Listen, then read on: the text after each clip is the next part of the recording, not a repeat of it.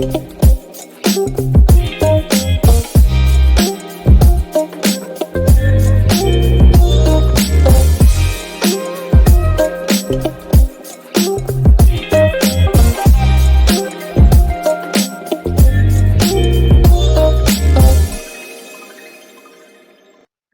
warahmatullahi wabarakatuh. Perkenalkan, nama saya Saska dari Fakultas Teknik Program Studi PWK akan mempresentasikan hasil penelitian saya yang berjudul pemetaan risiko bencana tanah longsor sebagai upaya mitigasi di Kecamatan Cibatu, Kabupaten Garut.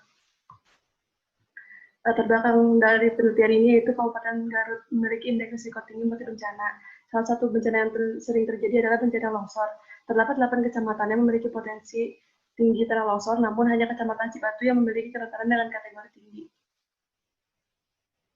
Sampai dengan saat ini terdapat beberapa versi ancaman bencana tanah longsor dan gerakan tanah di Kecamatan Cibatu yang dikeluarkan oleh beberapa lembaga, namun untuk peta risiko yang tersedia sampai saat ini hanya pada tingkat kabupaten, sehingga diperlukan pendataran pada setiap desa untuk dapat mengetahui seberapa besar risiko tanah longsor. Setelah diketahuinya risiko tanah longsor, dapat dilakukan dengan upaya mitigasi atau pencegahan. Nah, untuk kondisi pemerintah Kecamatan Cibatu saat ini, telah berupaya menyusun strategi upaya mitigasi dengan membuat peta sebaran lokasi tanah longsor. Upaya ini terhambat karena keterbatasan SDM dalam upaya mitigasi maupun pemetaan. Hingga saat ini, terdapat 1 dari 11 desa yang memiliki forum pengurangan risiko bencana. Sehingga masalah penelitian ini yaitu belum diketahuinya ancaman dan indeks risiko tanah longsor dan belum adanya peta risiko tanah longsor. Tujuan penelitian ini yaitu memetakan daerah rawan longsor berdasarkan risiko bencana agar dapat mencegah dampak yang lebih besar dan sebagai langkah awal dari upaya mitigasi. Ada beberapa penyebab tanah longsor. Yang pertama ada curah hujan, yang kedua ada air terjal, yang ketiga ada jenis tanah, yang keempat ada jenis penggunaan lahan, yang kelima ada kedaran, dan yang terakhir ada erosi dan pengundulan. Dalam penyelenggaraan mitigasi bencana, upaya pemetaan ini berada pada tahap pertama, yaitu sebagai acuan dalam pengambilan keputusan mengenai antisipasi dalam pengurangan risiko bencana. Lalu untuk metode analisis yang digunakan untuk analisis risiko, yaitu ada beberapa hal yang harus dilakukan. Yang pertama ada analisis ancaman, itu untuk mengidentifikasi bahaya dengan perhitungan berdasarkan kondisi fisik. Yang kedua ada analisis kerentanan sebagai identifikasi kerusakan maupun kerugian secara harga atau nominal dan korban jiwa. Lalu ada analisis kapasitas untuk mengidentifikasi bagaimana kemampuan daerah dalam kesiapsiagaan menghadapi bencana. Yang terakhir ada analisis risiko yang merupakan bagian yang tidak dapat dihindari dan mempengaruhi setiap manusia.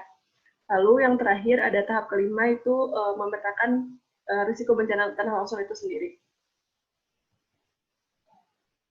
Lalu untuk analisis dan pembahasan, terdapat beberapa variabel untuk menganalisis ancaman. Yang pertama ada curah hujan, yang kedua ada penggunaan lahan, yang ketiga ada jenis batuan, yang keempat ada kemiringan, dan yang terakhir ada jenis tanah. Lalu dilakukan scoring berdasarkan bobot yang sudah ada, lalu di-overlay, dan terakhir tabelnya berupa peta ancaman. Ini untuk potensi rawan bencana longsor yang terdiri dari 4 kelas, yaitu sangat rendah, rendah, sedang, sampai tinggi. Lalu untuk menjadikannya analisis ancaman itu hanya 3 kelas saja. Yang pertama ada rendah, sedang, dan tinggi. Ancaman tertinggi terdapat di Desa Padasuka dengan skor 9,5. Seperti ini tampilan sebarannya. Yang hijau ini artinya rendah, yang kuning ini artinya sedang, yang merah ini artinya tinggi. Lalu selanjutnya ada analisis kerentanan, terdiri dari kerentanan sosial, ekonomi, fisik, dan lingkungan. Ini untuk hasilnya, kerentanan tertinggi berada di Desa Cibunar dengan skor 2,4. Lalu ini untuk contoh perhitungan dari analisis kerentanan sosial. Langkah pertamanya kita mengumpulkan data terlebih dahulu. Setelah terkumpulnya data, lalu dibagi ke dalam 3 kelas. 1 itu artinya rendah, yang kedua itu artinya sedang, yang ketiga itu artinya tinggi, lalu dimasukkan ke dalam rumus sehingga menghasilkan hasil kerentanan sosial seperti berikut.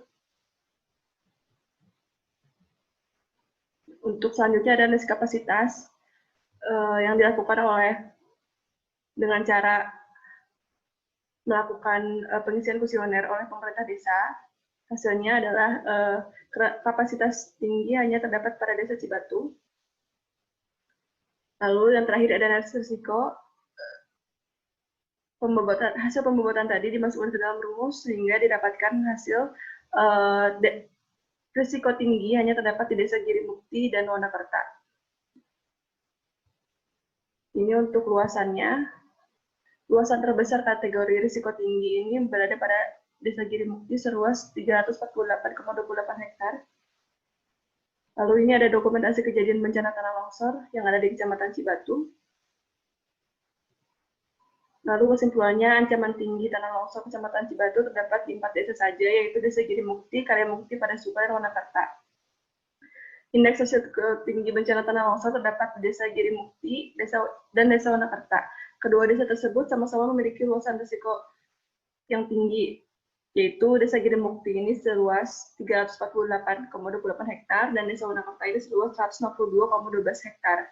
Untuk peta risiko per desa dapat dilihat pada gambar berikut. Ya, untuk kita akan mengambil contoh dari Desa Girimukti yang memiliki indeks risiko tinggi.